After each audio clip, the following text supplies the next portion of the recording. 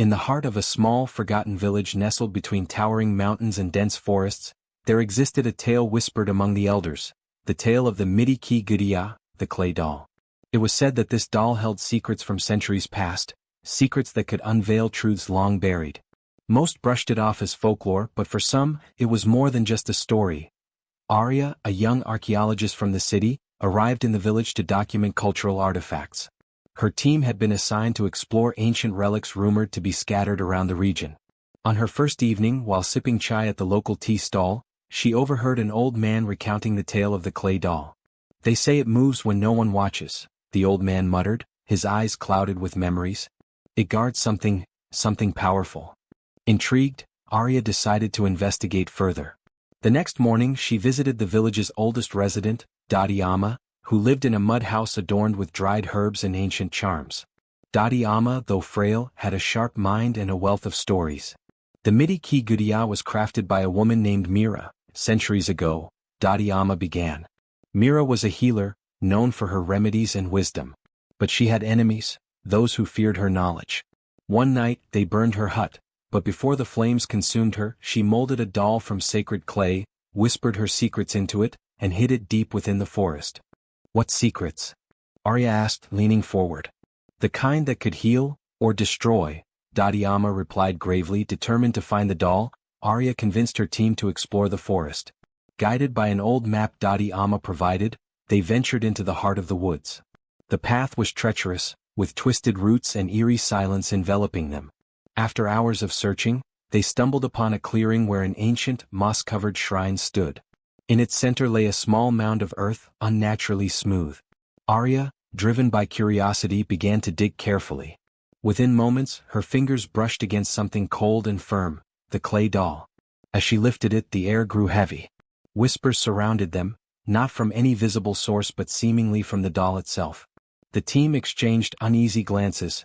Back in the village, Aria examined the doll under lamplight. Inscribed along its base were ancient symbols. With the help of her notes, she deciphered the first line, "Truth lies in sacrifice." That night, Aria dreamed of Mira, a woman with fierce eyes and gentle hands, standing amidst flames, holding the doll. "Protect the truth," Mira whispered before fading into darkness. The next morning, Aria discovered the doll had shifted its position, not once but twice. Something ancient had awakened, and the first part of the doll's secret was about to unravel. The suspense deepened, and Aria knew this was just the beginning of a journey that would test her courage, intellect, and heart. The sun rose behind the jagged peaks surrounding the village, casting long shadows across the narrow pathways. Aria stood at the window of her guest house, the clay doll resting on the table behind her. It hadn't moved since last night, at least not visibly, but the air in the room felt charged, as though something ancient watched her every move. Dadi Amma visited Aria early that morning, her expression grim. "You found the doll," she said without preamble, her eyes darting toward the small figure on the table. "Did it speak to you?" "Cycle?" Aria asked, dread coiling in her stomach. 3 secrets revealed, 3 prices paid. The first was sacrifice, your peace of mind. The second was betrayal, Rohan's greed. The third. Dadi Amma's gaze drifted to the newest inscription. "The heart's desire blinds the eye to danger." Aria's heart sank. Her desire for truth had already cost her so much. How much more would the doll demand? The third secret unfolds. Later that day, Sarah and Vijay arrived, concern etched into their faces. Sarah knelt beside Rohan, checking his pulse. "He's cold but stable." "What happened?" Aria explained everything: the doll, the inscriptions, Rohan's betrayal. Vijay's eyes darkened. "We should destroy it. This thing isn't just cursed, it's feeding off us." "We can't," Aria countered. "Not until we understand its full purpose. It's tied to Mira's story, and maybe the village's history. Destroying it might unleash something worse." Reluctantly they agreed. But the doll seemed to sense their indecision. That night, the whispers returned, louder, more insistent. Aria dreamt again. This time, she stood in an ancient version of the village, cobblestone paths, oil lamps flickering. Mira appeared, her face pale and eyes hollow. "The doll was meant to protect knowledge, not spread curses," Mira whispered. "But when love turned to obsession, it twisted the magic. My father's heart's desire was to keep me safe, but he blinded himself to the danger the ritual posed." Mira held out the doll, whole and pristine. "Break the cycle, Aria. But beware, the final secret demands the greatest price. Aria woke with a start, heart pounding. The doll now glowed faintly, the third inscription pulsing like a heartbeat. The team gathered at sunrise. Aria relayed her dream. We need to uncover the final secret, but we have to be prepared for the price. Vijay frowned. And if the price is one of our lives? We'll face it together, Sarah said firmly. No more secrets. No more betrayal. They devised a plan, a ritual to force the doll to reveal its final inscription. It required earth from Mira's original burial site, water from the ancient well, fire to symbolize sacrifice, and air, represented by breath given willingly. That night, under a moonless sky, they gathered in the clearing where Rohan had fallen. Aria placed the doll at the center, encircled by symbols drawn with chalk. Earth, Vijay murmured, sprinkling soil around the doll. Water, Sarah whispered, pouring from the well.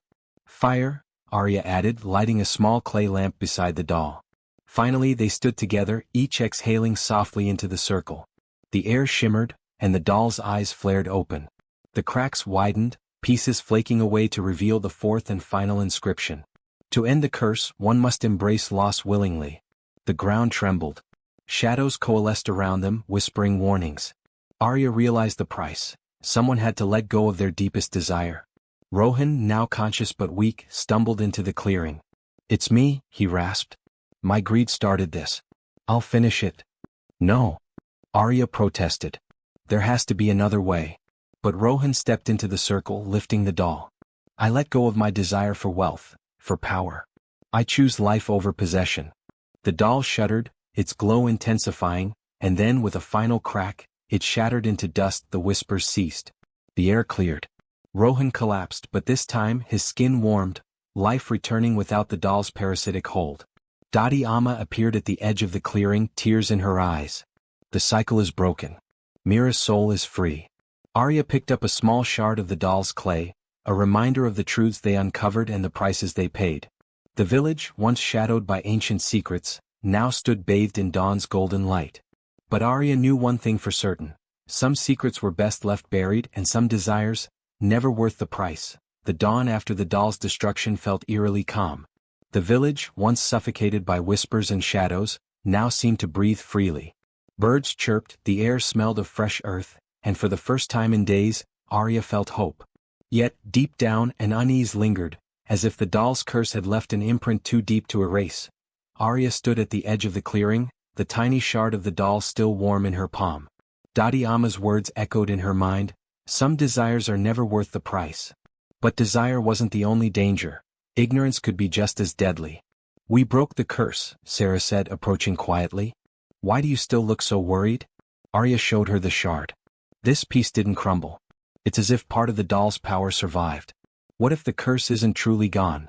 Then the water around the doll began to ripple, though there was no breeze. The doll's eyes, once mere indentations, glowed faintly. Aria pulled it out quickly, heart pounding. Back at the guest house, Aria placed the doll on the table. The second inscription now glowed brighter. Trust breaks before truth reveals. Confused and unsettled, she decided to sleep, hoping clarity would come with the morning light. But clarity came in the form of betrayal. Around midnight, Aria awoke to the sound of shuffling feet. She sat up, eyes adjusting to the dim moonlight filtering through the window.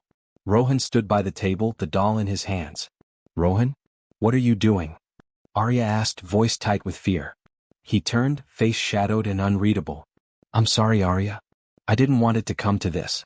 But do you realize what this doll is worth? Collectors would pay millions for an artifact like this, especially one with supernatural ties. Aria stood slowly, hands raised. Rohan, this isn't just an artifact.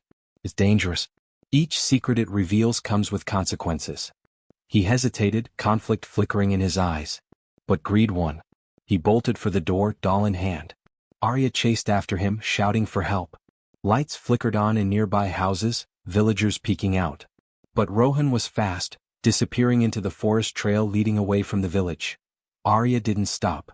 Fueled by adrenaline and fear, she followed the trail, flashlight bouncing with each step. The forest, once familiar, now felt like an endless maze. Then she heard it, a scream. Raw, terrified and cut short. Heart racing, Aria stumbled into a clearing. There lay Rohan, unconscious, the doll beside him. But the doll was different now, Its once smooth surface was cracked further, and a third inscription had appeared. The heart's desire blinds the eye to danger. Aria knelt beside Rohan, checking his pulse. He was alive but cold to the touch, as though drained of energy. She glanced at the doll, realization dawning. The betrayal had happened, and the doll had exacted its price. With Rohan slung over her shoulder, Aria stumbled back to the village. Dadi Amma was waiting at her doorstep, lantern in hand. "The doll showed you the second truth," she said quietly. "But it is not done testing you." Aria nodded, exhaustion weighing her down. She placed the doll back on the table, staring at the third inscription. What was the doll's endgame? And how many more truths would it demand before revealing its final secret? The shadows deepened, and the whispers grew louder. The clay doll's secrets were far from fully unveiled. The morning sun struggled to pierce through the heavy mist blanketing the village. Aria sat beside Rohan's unconscious form, her thoughts swirling like the fog outside. The doll, now cracked further and bearing its third inscription, rested silently on the table. But silence didn't mean peace. The air felt charged, as if the village itself held its breath. Dadi Amma entered quietly, her wrinkled hands clutching a bundle of herbs. She placed them beside Rohan and sighed. "The doll has claimed part of his spirit. He'll live, but he won't be the same until the cycle is complete." Aria hesitated. "Not exactly. But I heard whispers, and I had a dream about Mira. She told me to protect the truth." "What does that mean?" Dadi Amma sighed, sinking into the wooden chair by the table.